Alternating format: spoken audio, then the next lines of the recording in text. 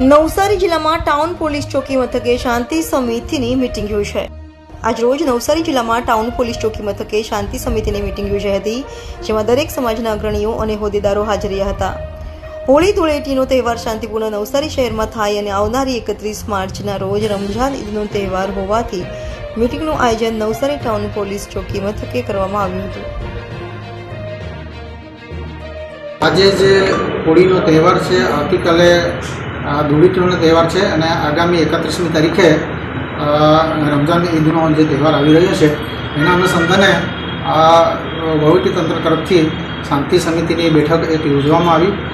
શાંતિ સમિતિની બેઠકમાં દરેક સમાજના અગ્રગણ્ય નાગરિકો હાજર રહ્યા હતા ને જે તહેવારો જે છે એ શાંતિપૂર્ણ વાતાવરણમાં ઉજવવામાં આવે એના માટેની